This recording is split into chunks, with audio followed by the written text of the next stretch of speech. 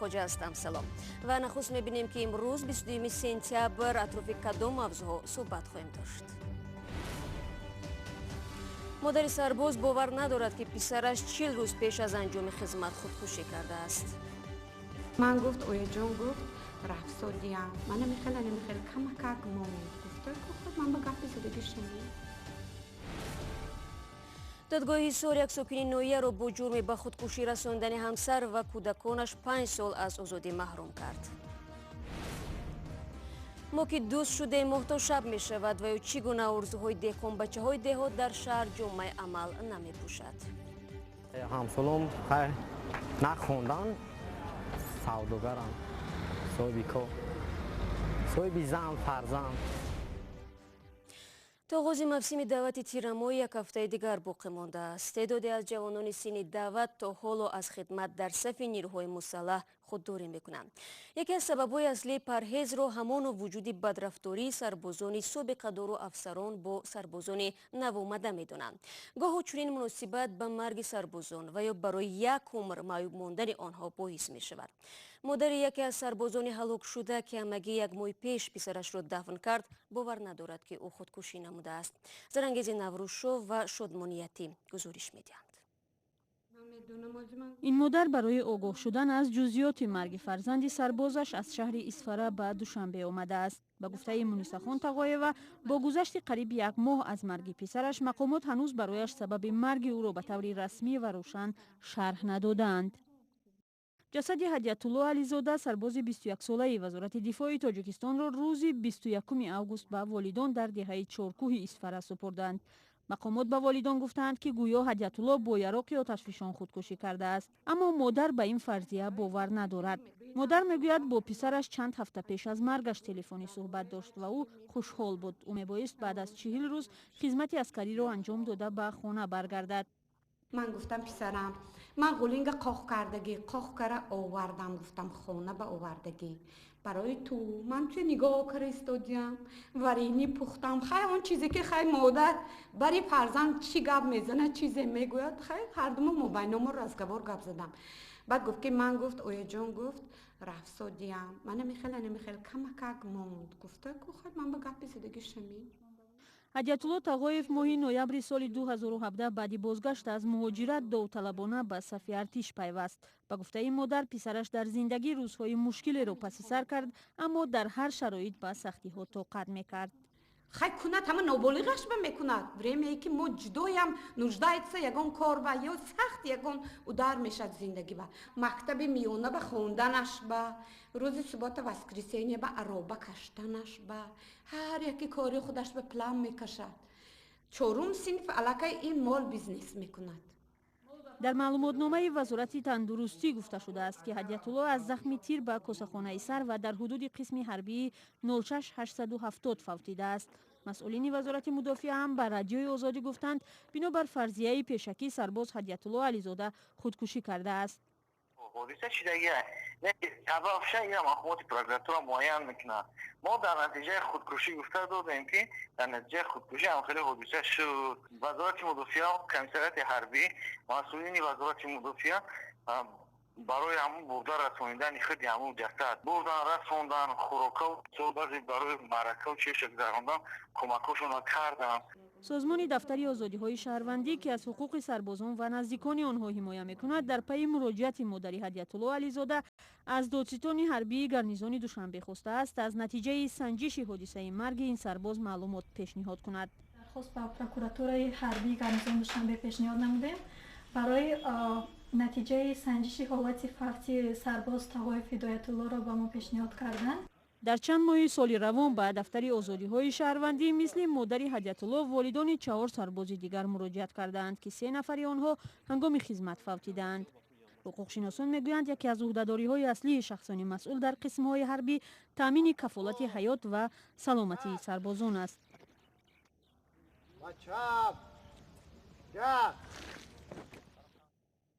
албатта мо низ дар баробари модари ҳадиятулло мунтазири посухи додситонӣ хоҳем монд.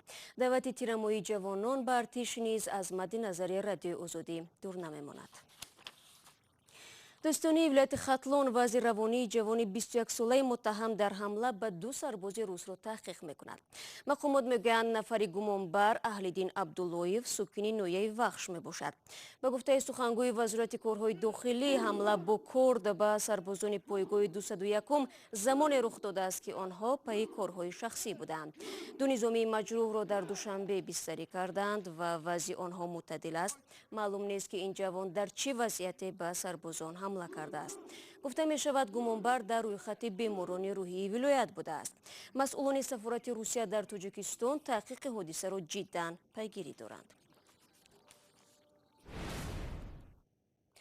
منصبداران ولایت جنوبی هلمند افغانستان میگویند بر اثر حمله سربازان افغان در این استان 35 ملکی کشته و 13 نفر دیگر مجروح شدند.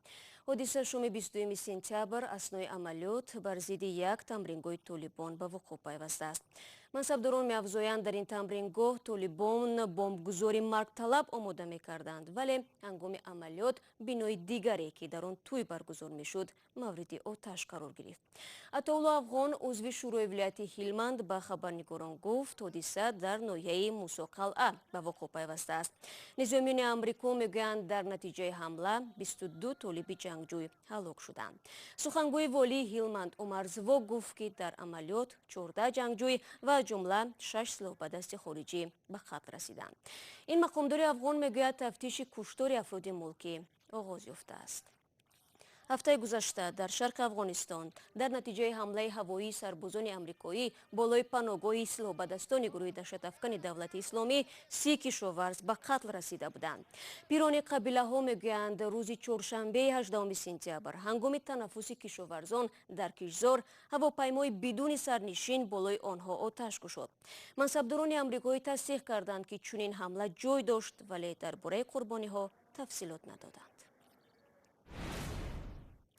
رو می‌آوریم به موضوعهای دیگر. بعد از 1.5 سال خودکشی ساکن ناحیه حصار که با 2 فرزند خود را به دریا انداخته بود، دادگاه شوهر او را در این فاجعه گناهکار دانست.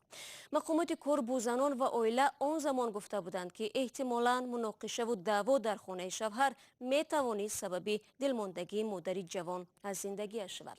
هرچند خوشتامن سیرام خول و 23 ساله میگفت که او با شوهرش زندگی آرام داشتند و آنها نمی‌دانند که چرا قصد جان و فرزندان نابالغش نمود.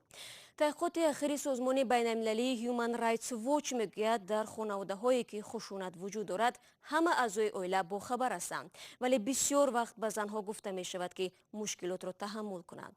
سروین زیروهولو میگوید حالا با قرار دادگاه شوهر سیرام چند سال خود را پشت پنجره میگذراند.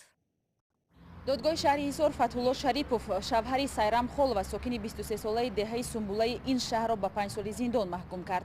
شریپов با جرمی رسانیدن به خودکشی بر اساس ماده 109 کودکس جنایی ایبدار می شود و بر اساس قرار دادگاه او 5 سال زندان را در محبس نظامش پرزور پشت سر خواهد کرد.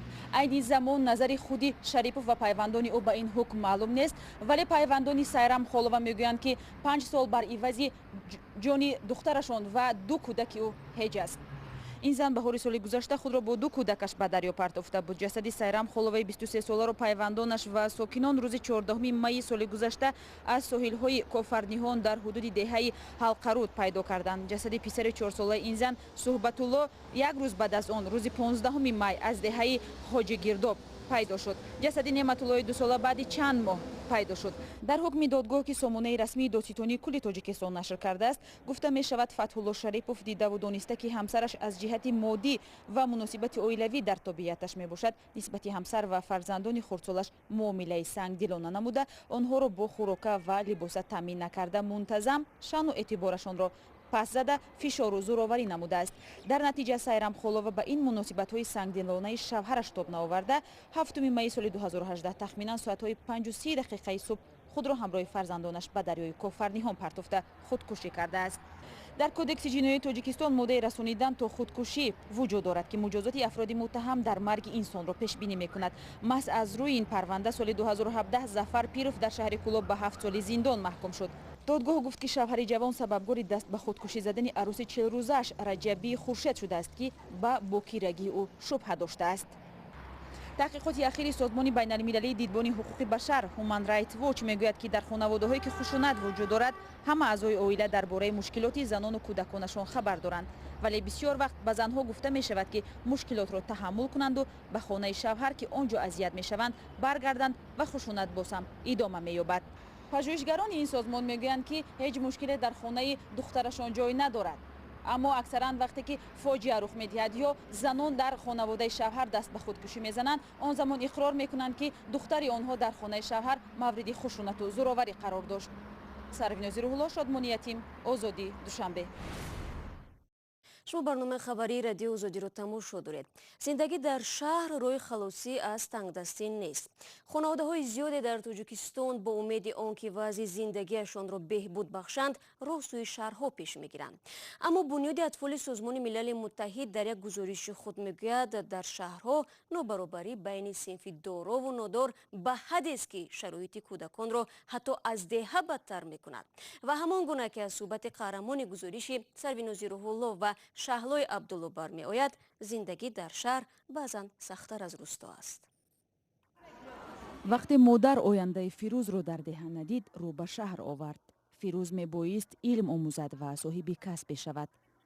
аз рақобатҳо ва нобаробариҳое ки зиндагии шаҳр дошт чизе намедонист. либоса надоштан нахунга вазъиятон безешт ҳамаи камакак директормо вайрон кард тариф чап будем камакак чиқадар ширканта бумадем директор раа надод ака шароит набошанд ка намешавад. мегӯяд бо гузашти 8 сол дар пойтахт ҳанӯз ҳам ба ин муҳит одат накардааст ва дар баробари ноадолатиҳои иҷтимоӣ тоб наовард. баъди синфи 9 ба мактаб нарафту кор дар бозорро интихоб кард.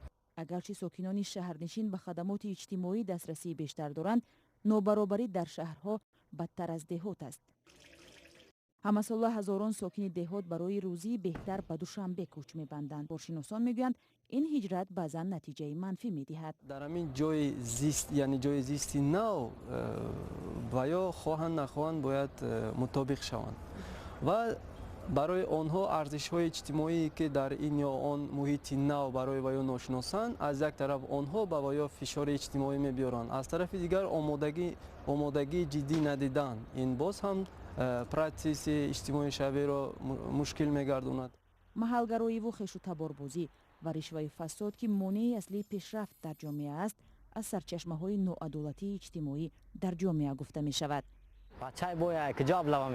бо он ки муродали донишҷӯ асту дар баробари таҳсил дар марди корбозор кор мекунад, ноадолатиҳои иҷтимоиро барои ояндаи худ мисли садди чинӣ медонад.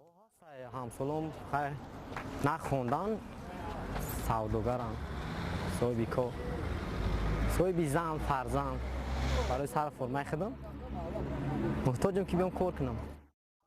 фирӯз ки чанд соли пеш бо умеди зиёд ба пойтахт омад, барои модару хоҳари танҳояш мекӯшад нон ёбад.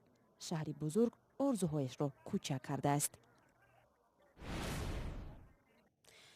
маъмурони наҷоти Тоҷикистон 4 сайёҳи исроилиро, ки дар байни кӯҳҳои вилояти мухтори Бадахшон дармонда буданд, наҷот доданд. 4 шаҳрванди Исроил рӯзи 17 сентябри имсол бонги хатар заданд, ки роҳро гум карданд. кумитаи ҳолатҳои фавқулодаи Тоҷикистон имрӯз гуфтанд, амалиёти наҷоти сайёҳони исроилӣ хеле сахт буд, чун дар баландии 4700 метр аз сатҳи бар қарор доштанд. боло рафтан ва расидан ба ин баландӣ на бо мошин имкон дошт, на бо чархбол. аз ин рӯ наҷотдиҳандагон аз аспҳо истифода карданд, аз техникаи махсус ва таҷҳизоти вижа кор гирифтанд, хабар додааст манбаъ. дар кумитаи ҳолатҳои фавқулода гуфтанд, сайёҳон аз 23 то 26 сол дошта, ҳоло 2 нафари онҳо дар шаҳри Хоруғ ва 2 нафари дигар дар Душанбе ҳастанд. бинандагони азиз, фурсате ки дар ихтиёр доштем ба поён мерасад. барои ҳамроҳиятон сипосгузорем. то 24 соати дигар ки нашри нави барнома тақдим мешавад, аз вебсайти радиои Озодӣ истифода кунед. гузоришҳо ва наворҳои ҷолиб дар Озодӣ видео канали мо дар YouTube ҳамоно дастрас хоҳад буд. саҳифаҳои мо дар шабакаҳои иҷтимоӣ дар хидмати шумо ҳаст. тамошои навиди бомдодиро субҳи фардо фаромӯш накунед. то фардо, худо нигаҳдор.